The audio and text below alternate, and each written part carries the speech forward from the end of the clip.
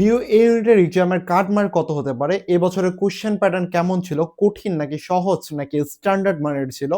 এবছর কত মার্ক পেলে তোমার একটা টপ পজিশনে চান্স পেতে পারো? টপ পজিশন বলতে ৫০০ এর মধ্যে চান্স পেতে পারো।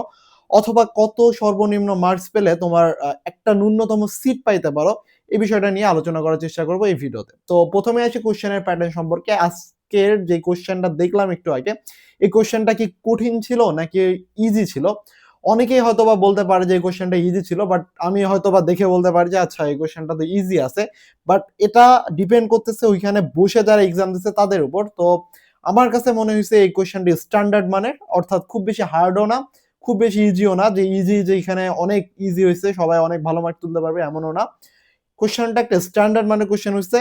বিগত বছরগুলাতে ডিউ যেইভাবে স্ট্যান্ডার্ড মেইনটেইন করতো, যে স্ট্যান্ডার্ড ফলো করে কোয়েশ্চেন করতো, আই গেস সেই স্ট্যান্ডার্ডেই একটা কোয়েশ্চেন হইছে এই বছরও। সেক্ষেত্রে গত বছরের তুলনায় একটু রিটেনটা গত বছরের তুলনায় এবছর একটু ইজি হইছে, নট সো ইজি। এবং ফিজিক্সের একটা কোয়েশ্চেন দেখলাম যে আমাদের ২০২০ সালে যে একটা কোয়েশ্চেন আসছিল সেটা পুরা হুবহু রিটেন রিপিট করছে। তো যারা কোয়েশ্চেন ব্যাংক সলভ করে গেছো অবশ্যই এই কোয়েশ্চেনটা কমন পাওয়ার কথা।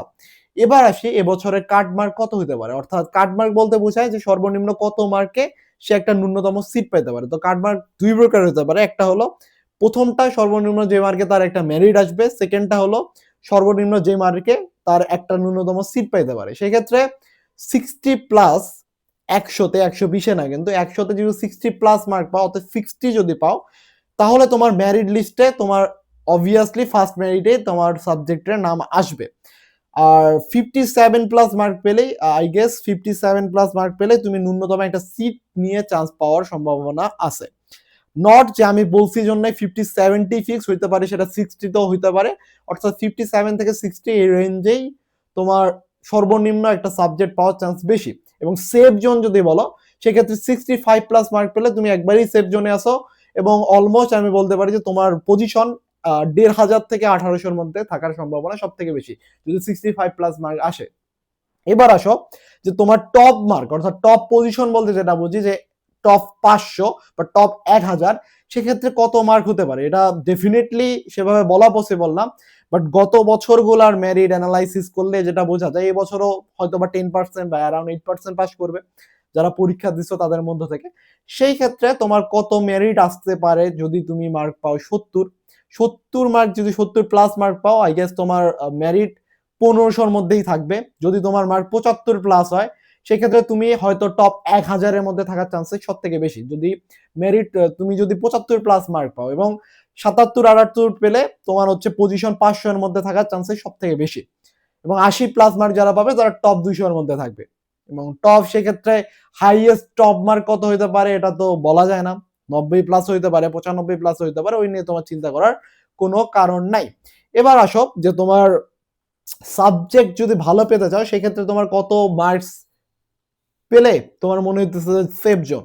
এই জিনিসটা, এই কোয়েশ্চেনটা হলো সেম, যে তোমার হলো ৭৫ প্লাস যদি মার্ক পাও, তাহলে তুমি টপ যে সাবজেক্টগুলা জেনেটিক্স, সিএসসি, ফার্মেসি, এই টাইপের যে সাবজেক্টগুলো আছে, এই সাবজেক্টগুলো তোমার পাওয়ার চান্স খুবই বেশি যদি টপ ৫০০ এর মধ্যে থাকে। এবং টপ ৫০০ এর মধ্যে থাকার জন্য তোমার মার্ক অ্যারাউন্ড ৭৫ প্লাস থাকলেই, আই গেস যে তোমার ৭৫ এর উপর থাকলেই টপ ১,০০০ এর মধ্যে তোমার থাকার চান্সেস অনেক বেশি।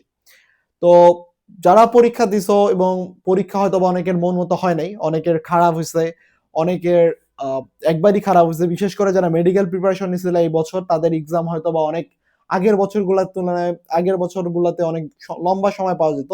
বাট এই বছরে সময় খুবই কম পাওয়া গেছে, যার কারণে যারা মেডিকেলে হয়তোবা ফেইল করছো এবং ডিউ ইউনিটে এসেও দেখছো এক্সাম অনেক খারাপ হয়ে গেছে, তাদের হয়তোবা অনেক হতাশা লাগতে পারে। হয়তোবা অনেকেই ৫৫ প্লাস বা ৫৭ প্লাস মার্কে অ্যান্সার করছো। সেক্ষেত্রেও আমি বলব যে তুমি অবশ্যই আশা রাখো, আশা রাখা উচিত যে তোমার চান্স পাওয়ার একটা সম্ভাবনা আছে। বাট যারা এক্সাম খারাপ দিছো, সেক্ষেত্রে মন খারাপ হয়তো হওয়া স্বাভাবিক।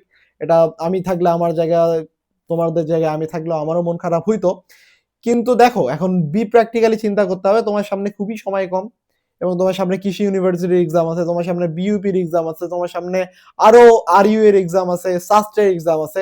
তো এই যে এক্সামগুলো পড়ে আছে, এই এক্সামগুলোর জন্য তোমাকে অবশ্যই প্রিপারেশন নিতে হবে। হয়তো ডিউ ইউনিটের জন্য ওইভাবে প্রিপারেশন নিতে পারো নাই, অথবা যে মিস্টেকগুলো তুমি যেভাবে প্রিপারেশন নিছো সেভাবে তুমি কাঙ্ক্ষিত তোমার আউটপুট দিতে পারো নাই, যে মিস্টেক গুলা করছো সেই মিস্টেক গুলা যেন নেক্সট এক্সামে না হয়, এই বিষয়টা অবশ্যই মাথায় রাখার চেষ্টা করবা। ধন্যবাদ।